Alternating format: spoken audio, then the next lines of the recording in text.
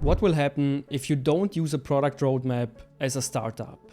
Let me tell you, because this happened to us, you will waste your time and your money building features that sound cool, but in the end, you won't get any customers, and your startup will fail. After coaching over 50 startups and billion-dollar companies worldwide, I know exactly what works and what doesn't when it comes to product roadmaps. In this video, I will show you step by step how you can create a product roadmap that not only attracts new customers, but also builds a solid foundation for your startup. By the end, you will know how to prioritize the right features and how to avoid costly mistakes. Building a solid product roadmap is easier than you think, especially if you follow these 5 steps.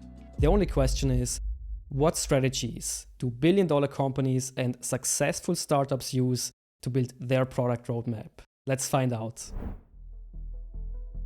A roadmap is one of the most important elements of any successful startup. It gives you focus and shows you what to do next. I remember joining a startup 10 years ago and we had no roadmap at all. We built every feature we thought was cool. We had no clear focus, wasted a lot of money, and still had no customers. Don't make the same mistake. Now, I want to make this super actionable. I want you to get out a pen and a piece of paper. You don't need any fancy tools for your roadmap, just write it down on a piece of paper. Let's start with step number 1. We start with the foundation of any great product roadmap: your vision and goals. If you don't know where you're going, you can't prioritize your next steps. So your vision should answer 2 questions. What is the ultimate purpose of the product? And what do we want to achieve, and what does success look like for our startup?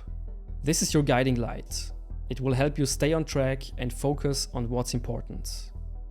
I once worked with a startup that had a brilliant idea, but no clear focus. They were developing feature after feature, hoping that anything would finally stick. But they didn't get any customers and they didn't get any investors. But once they clarified their goals, everything changed. They knew what to prioritize and they finally got their first customers. So think about your product and write down your vision in 1 or 2 sentences below the first bubble. This is your first and most important step to success. If you don't know what problem you are solving and who your customers are, you cannot build a successful startup. So here is what you need to do in this part of the roadmap. Think about what problem you are solving and who your customers are. For example, what are their biggest pain points? What solution would actually solve their problem? I also recommend you think about your competitors. Like, what are they doing well? And more importantly, what are they missing? You might be able to fill this gap. Write it down on your roadmap. I recommend you do 2 things here. First, define your target audience and then talk to some potential customers about their needs. Get some customer feedback. Trust me, it's the best way to find out what people want. And now that you know what your customers want, let's talk about how you can prioritize the most important features. Now, it's tempting to add every cool feature on your list, and I would be lying if I said I didn't do that myself back in the day, but here is what I learned. Not all features are created equal. You need to focus on the features that deliver the most value to your customers and align with your goals. Otherwise, you're wasting your time and money. One of the best frameworks to find out which features are a must and have a real impact on your startup success is the Kano model. I won't go into detail about the Kano model right now, because I've made a separate video, because this framework is so important. But it basically works like this. You make a list of feature ideas and go to your potential customers and ask them which features they consider a must and which features they don't need. And based on their answers, you can prioritize your feature ideas. So never let your personal biases drive your decisions. Let customer feedback guide you. Now here is what I want you to do. Write down your feature ideas on your product roadmap. Don't overthink it, just get it down on paper. It doesn't matter if you're starting from scratch or if you already have a product and are brainstorming features for your next release. And once you have your list, go to your customers and ask them what features they really value. And I recommend you use the Kano model for this.